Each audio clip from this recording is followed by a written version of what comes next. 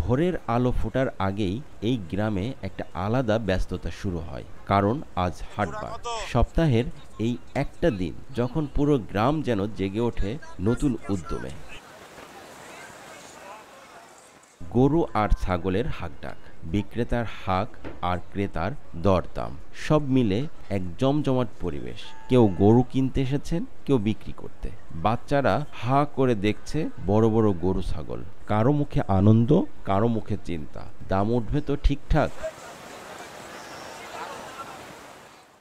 হাটে এসে খিদে পাই খুব। একপাশে আছে ছোট একটা ভাতের হোটেল। কাঠের বেঞ্চে বসে হাতা গুটিয়ে খাচ্ছেন মানুষ। গরম ভাত, ডাল, মাছ, মুরগির ঝোল। পাশে আছে মিষ্টির দোকান।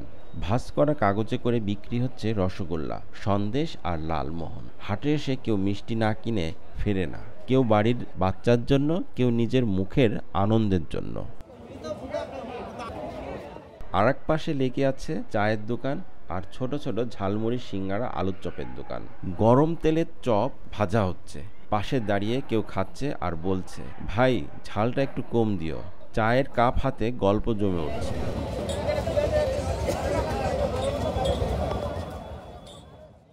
হাট শেষে কেউ ফিরছে হাতে তাজা মাছ, কেউ শাকসবজি নিয়ে, কেউ আবার কিনে ফেলছে নতুন একটা হাড়ি কিংবা পুরনো জামা প্যান্ট।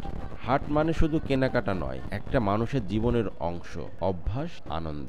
এই গ্রামীণ হাট শুধু কেনাবেচার জায়গা না, এখানে লুকিয়ে আছে আমাদের সংস্কৃতি, আমাদের সম্পর্ক আর জীবনের ছোঁয়া। একটা দিনের গল্প না, এক একটা পরিবারের সাপ্তাহিক রুটিন। ছোট ছোট দোকান, মুখের হাসি, পকেটের হিসাব আর দিন শেষে একটা তৃপ্তি। দিন শেষে হাট গুটিয়ে নেবে সবাই। কেউ বাড়ি ফিরবে সাইকেলে, কেউ পায়ে হেঁটে, কেউ বা ভ্যানে চড়ে। আবার 7 দিন পর দেখা হবে, আবার নতুন হাট বসবে, আবার চলবে জীবনের রঙিন মেলা। আপনার গ্রামের হাট কেমন? অবশ্যই কমেন্টে জানাবেন।